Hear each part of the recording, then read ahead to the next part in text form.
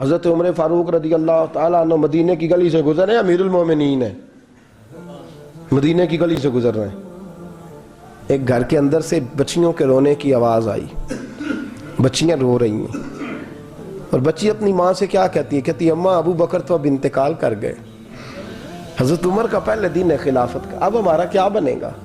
ابو بکر تو وصال کر گئے۔ حضرت عمر فاروق رضی اللہ تعالیٰ عنہ نے رونے کی آواز سنی، دروازے پہ دستک دی، کہا بیٹو کیا بات ہے؟ تو بچیاں کہنے لگیں عمر ہمارے ابا جی ہماری 10-15 بکریاں ہیں، تو ہمارے والد صاحب ان کا دودھ دھو کے بیچا کرتے تھے، گزارا ہو جاتا تھا۔ جس دن ابا جی فوت ہوئے تو اس دن سے لے کر ابو بکر صدیق روز عصر کے بعد آیا کرتے تھے، ہماری بکریوں کا دودھ دھو کے دیتے تھے، کچھ ہم پیتی تھی، کچھ بیچ لیتی تھی، گزارا چلتا تھا۔ جس دن ابو بکر صدیق خلیفہ بنے تو ہم نے جا کے کہا ابو بکر اب کون دودھ دھوئے گا؟ تو سیدنا صدیق اکبر رضی اللہ تعالیٰ عنہ نے فرمایا بیٹے پہلے تو میں مرضی سے خدمت کرتا تھا، اب تو مصطفیٰ کی امت کی نوکری میری ڈیوٹی بن گئی ہے، تو میں آؤں گا۔ بچیاں رو رہی ہیں، حضرت عمر کو بتاتی ہیں، کہتی ہیں ابو بکر چلے گئے ہیں تو ہم پریشان ہیں، یتیم ہیں، لاوارث ہیں، بھائی کوئی نہیں، کون آئے گا، کون دیکھ بھال کرے گا؟ حضرت عمر فاروق گھٹنوں کے بل زمین پہ بیٹھ گئے، ان چھوٹی چھوٹی بچیوں کو سینے سے لگایا، فرمانے لگے میں ابو بکر کا کیا کروں، میرے لیے رستے بڑے مشکل کر گیا ہے، میں اس کے کس بادشاہ وقت ہو کے وہ غریبوں کے گھروں میں آ کے ان کی بکریوں کا دودھ بھی دوتا تھا، امیر المومنین ہو کے یہ رنگ بھی تھا۔ پر میں بیٹیوں فکر نہ کرنا، جب تک عمر زندہ رہے گا، عمر آتا رہے گا، یہ نوکری کرتا رہے گا۔ کچھ دن بیتے تو حضرت عمر فاروق کو یاد آیا اوہو مدینے میں ایک بوڑھی اماں بھی رہتی ہے جس کا کوئی گھر کا کام کرنے والا نہیں، اور جس بی بی کا کوئی بال بچہ نہیں، اور آنکھوں سے بھی وہ نابینی ہے۔ حضرت ابو بکر صدیق رات کے سناٹے میں جایا کرتے تھے، اس کے گھر میں جھاڑو دیتے تھے، یہ بادشاہ ہے، اس کی فقیری کا رنگ دیکھو، اس کو کنویں سے پانی بھر کے لا کے دیتے تھے۔ اور یہ لفظ آپ سنیں گے تو حیران ہو جائیں گے، اس بوڑھی اماں کے لیے نا ایک کونے میں گھر میں دور بار شیر میں ایک جگہ کھود دی تھی جہاں وہ بی بی پخانہ اور پیشاب کرتی تھی۔ امیر المومنین حضرت ابو بکر صدیق رات کو جاتے تھے اور اس کا وہ پخانہ وہاں سے اٹھا کے باہر پھینک کے آیا کرتے تھے۔ اس عورت نے پیغام بھیجا کہ عمر سے کہو میری بھی ڈیوٹیاں تو نہیں سر انجام دینی ہیں۔ عمر فاروق ساری رات کام کرتے، سناٹا گہرا ہوتا تو جھاڑو دبایا ہے بغل میں، اور عمر فاروق نکلے ہوئے، اس بی بی کے گھر میں جھاڑو دیا جا رہا ہے۔ حضرت انس بن مالک فرماتے ہیں میں نے آخری عمر میں بھی اس بوڑھے عمر کو دیکھا ہے، اس بڑھاپے میں بھی میں نے اس شخص کو دیکھا ہے کہ جب وجود کمزور ہو گیا، داڑھی سفید ہو گئی، لیکن پھر بھی اس کا انداز نہیں بدلا، اس نے ساری زندگی بادشاہی میں فقیری کر کے گزار دی، یہ پھر بھی کسی کے گھر میں جھاڑو دیتا ہے، کسی کی بکریوں کا دودھ دھوتا ہے، یہ کسی غریب میرے دوست یہ۔ اور جب سیدنا فاروق اعظم رضی اللہ تعالیٰ نے خطبہ دینے بیٹھتے ہیں تو کپڑے پھٹے ہیں، پیبند لگے ہیں، مزاج سادہ ہے، بڑا مال آیا ہے، بڑا مال، لیکن تقسیم کر دیا، اور یہی انداز آگے اپنے گورنروں کو دیا۔ حضرت سعید بن عامر رضی اللہ تعالیٰ عنہ آپ کے گورنر ہیں، حمص کے گورنر ہیں۔ جب لسٹ آئی نا غریبوں کی، حضرت عمر نے کہا کہ حمص کے جتنے غریب لوگ ہیں ان کی لسٹ بنا کے بھیجو، ان کو چندہ لگانا ہے۔ تو 17ویں 18ویں نمبر پر حضرت سعید بن عامر کا نام بھی آ گیا، گورنر صاحب کا۔ تو حضرت عمر نے سوچا شاید کوئی اور سعید بن عامر ہے، فرمانے لگے یہ کون ہے؟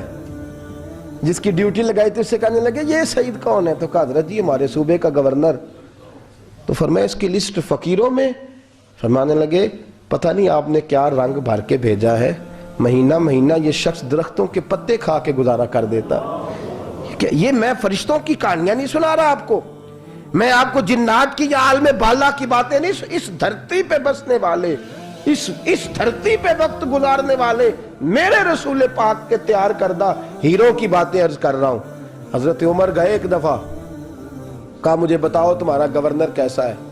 تو حمص کے لوگ کہنے لگے ہمیں اپنے گورنر سے 4 شکایتیں۔ کون کون سی؟ کہا پہلی بات تو یہ ہے کہ گورنر صاحب کو چاہیے فجر کے وقت آئیں، یہ سورج نکل آتا ہے تو باہر آتے ہیں گھر سے، سورج نکل آتا ہے تو آپ کہہ کے تو دیکھیں کسی معمولی سرکاری ملازم سے بھی۔ फिर आप देखिए आपका क्या बनता है। कहा ये सूरज निकलते वक्त आते हैं। दूसरी शिकायत ये है कि दिन को मिलते हैं, रात को नहीं मिलते। तीसरी शिकायत ये है कि महीने में एक दिन मिलते ही नहीं, गवर्नर साहब। चौथी शिकायत है कि रोते हैं, कभी कभी इतना रोते हैं कि बेहोश हो जाते हैं।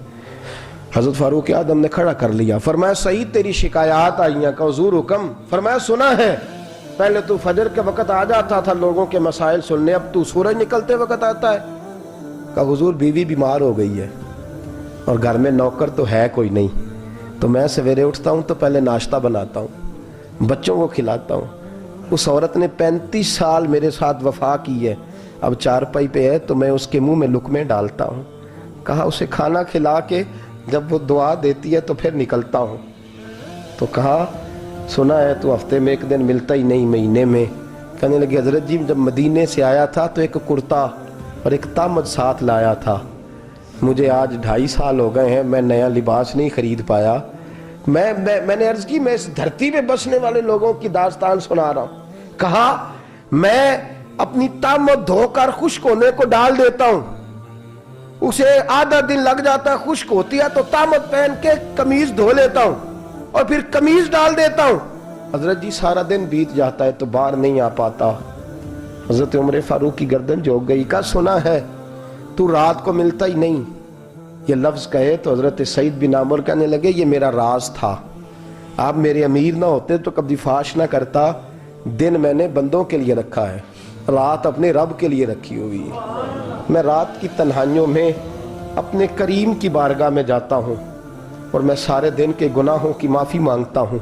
मैं अपनी गलतियों की तलाफी का सवाल करता हूँ, उसके हुजूर जाता हूँ, उसे दुखड़े सुनाता हूँ। रात मेरी उसके लिए बीत जाती है।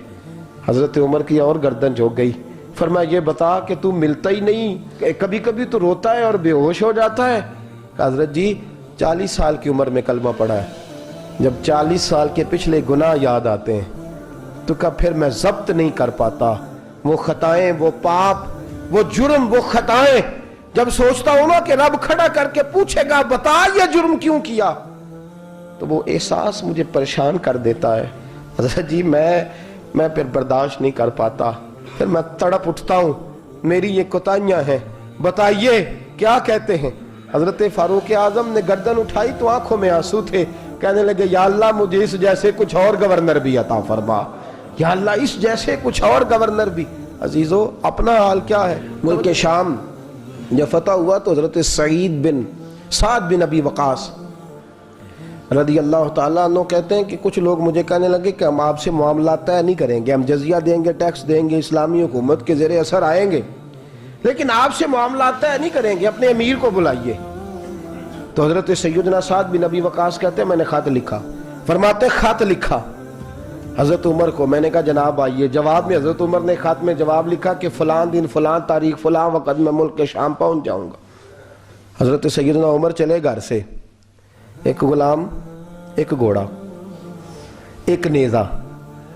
हजरत फारूक आज़म ने कुछ खजूरें, खुश्क खजूरें, कुछ सिरका बांध के रख लिया रस्ते में खाने को। ये बादशाही में फकीरी हो रही। लाखों मुरब्बा मील का हुक्मरान है, करोड़ों अरबों रुपए पास पड़े हुए, वो सारी चीजें रख ली और सैयदना उमर फारूक रदी अल्लाह ताला अन्हु चलने लगे। अब गुलाम से कहने लगे भाई मेरा घोड़ा जरा माड़ा है, कमजोर है, तय कर लें, इतने मील तू घोड़े पे बैठेगा, मैं पैदल चलूंगा, फिर इतने मील मैं घोड़े पे बैठूंगा, तू पैदल चलेगा। मुल्क शाम पहुंचने का वक्त आ गया। जब वक्त आया तो पैदल चलने की सवारी हजरत उमर की थी, उनकी बारी थी पैदल चलने की, और सवारी पर सवार होने की बारी गुलाम की थी। तो ये लोग रिश्ते करते हैं ना तो किराए की कार लेके चले जाते हैं, बाद में वो पूछते हैं कि तुसी ते कार ते आए सो। हम अपने आप को बनाने के लिए झूठी अनाम भी खरीदनी पड़े तो खरीदने से हम परहेज। हम जो बताते वो हम होते नहीं, और जो होते हैं वो हम बताते। हजरत सैयदना उमर फारूक रदी अल्लाह ताला अन्हु सवारी पे गुलाम है, खुद पैदल है, और हाल क्या है, बारिश हुई थी तो कुछ पानी खड़ा था, छोटे छोटे जोहड़ों में छोटे छोटे तालाब बने हुए थे, पानी खड़ा था। तो हजरत उमर फारूक रदी अल्लाह ताला चमड़े के जूते पहने, वो जूते दोनों उतार के तो बगल में दबा लिए। हजरत साद बिन अबी वकास फरमाते हैं उसी बगल में नेज़ा रख लिया और तामत थोड़ा ऊंचा कर लिया कि पानी से चलना है। اور غلام کو گھوڑے پہ بٹھایا ہے اور گھوڑے کی لگام پکڑی ہے تو یوں پیچھے رکھی ہوئی ہے، اور حضرت سیدنا فاروق اعظم رضی اللہ تعالیٰ عنہ آ رہے ہیں۔ غلام کہنے لگا حضور لوگ دیکھ رہے ہیں، مہربانی کریں بیٹھ جائیں۔ فرمانے لگے نہیں، باری تیری ہے، تو ہی بیٹھے گا۔ اس نے کہا حضور نہیں، وہ تو ٹھیک ہے، کوئی باری فرض تو نہیں نہ ہو گئی، آپ مہربانی کریں آپ آ جائیں، ذرا لوگ آ رہے ہیں۔ فرمایا تمہیں کہا نا، غلام کہتا میں نے تیسری دفعہ کہا تو حضرت عمر نے جلال سے دیکھا، اور جناب عمر کا جلال تو زمین کانپنے لگ جاتی تھی۔ کہتے ہیں کہا حضور آپ آ جائیں، تو کہتے تجھے کہا ہے نا چپ کر کے بیٹھا رہے، کہتے ہیں میں گھوڑے پہ ہی کانپنے لگا۔ غلام اب حضرت سعد بن ابی وقاص کہتے ہیں سورج غروب ہو رہا تھا، شعائیں پانی میں پڑ رہی تھی، حضرت عمر پانی سے، میں نے غور سے دیکھا تو دوڑا گیا، جا کے نا بچے نہیں مشورہ دیتے ابا جی کو، ابا جی انج نہیں کریدا، دور بدل گیا جے، کہتے میں دوڑا گیا اور جا کر کے حضرت سیدنا عمر فاروق کو کہا حضور مہربانی کریں، ٹھیک ہے آپ کی درویشی سے کون آگاہ نہیں، وزیر کھڑے ہیں، سفیر کھڑے ہیں، بڑے بڑے عمرا، بڑے بڑے ملکوں کے حکمران ہیں، آپ مہربانی کریں یہ تم ذرا نیچا کریں اور جوتا پہن لے، اگر خراب ہو گیا تو اللہ نیا بھی دے دے گا، اور مہربانی کریں ذرا غلام کو کہیں نیچے آ جائے۔ حضرت عمر کہنے لگے تمہیں کیا تکلیف ہے؟ کہا حضرت جی وہ وزیر مشیر کھڑے ہیں، یہودی ہیں، عیسائی ہیں، نجرانی ہیں، وہ بڑے بڑے مذاہب کے اور بڑے بڑے ملکوں کے ہیں، آپ کا بڑا نام سنا ہے۔ حضرت سیدنا سعد بن ابی وقاص فرماتے ہیں میرے ساتھ اتنا ترش رویہ حضرت عمر کا پہلے کبھی نہیں ہوا۔ کہتے ہیں ماتھے پہ شکن آیا اور کہنے لگے تجھے تیری مار ہوئے، ان 4 لوگوں کے لیے میں اپنے نبی کا طریقہ چھوڑ دوں، ان 4 دنیا داروں کے لیے نبی پاک کا طریقہ چھوڑ دوں؟ فرمانے لگے سر سے پگڑی اتاری حضرت عمر نے جلال میں، فرمانے لگے میرے سر پہ جو بال ہے نا یہ مجھے کسی دنیا دار نے نہیں دیے، یہ ساری عزتیں مجھے آمنہ کے لال نے عطا فرمائی ہے، اور میں ان محبوب کا طریقہ ان 4 لوگوں کی خاطر چھوڑ دوں؟ فرمایا قرآن کہتا ہے ان اللہ یامر بالعدل والاحسان، جب میں نے خود عدل کا تقاضا یہ رکھا ہے کہ کبھی وہ بیٹھے گا کبھی میں بیٹھوں گا، باری اس کیا تو میں کیسے بیٹھ جاؤں؟ حضرت سعد بن ابی وقاص فرماتے ہیں اسی درویشی میں سلام اس پر کہ جس نے بادشاہی میں فقیری کی، کہتے ہیں اسی درویشی میں حضرت عمر پہنچے تو جو پہلے ڈرا کرتے تھے جب حضرت عمر آئے تو انہیں کامتے بھی دیکھا، روب اور بڑھ گیا، ان کے دلوں کے اندر حضرت عمر کا دبدبا اور بڑھ گیا، اور میرے کانوں میں کہنے لگے سعد پہلے سنا تھا لیکن دنیا سچی کہتی ہے جو حال محمد اور محمد کے غلاموں کا ہے صلی اللہ علیہ، وہ دنیا میں دوسرا کوئی حاصل کر سکتا؟ آج ہمارے پروٹوکول، ہمارے دبدبے، ہماری انا پرستیاں، ہمارے دعوے، ہمارے طریقے، میرے عزیزوں لوگ ہمیں آ کے مثال دیتے ہیں، کہتے ہیں یورپ کی فلاں گلی میں یہ ہوتا ہے، میں نے کہا وہ گرد راہ کو نہیں پہنچ سکتے، یہ ساری چیزوں تو میرے مصطفیٰ کے غلاموں سے حاصل کیا لوگ، ہم نے چھوڑ دی، غیروں نے اپنا لی۔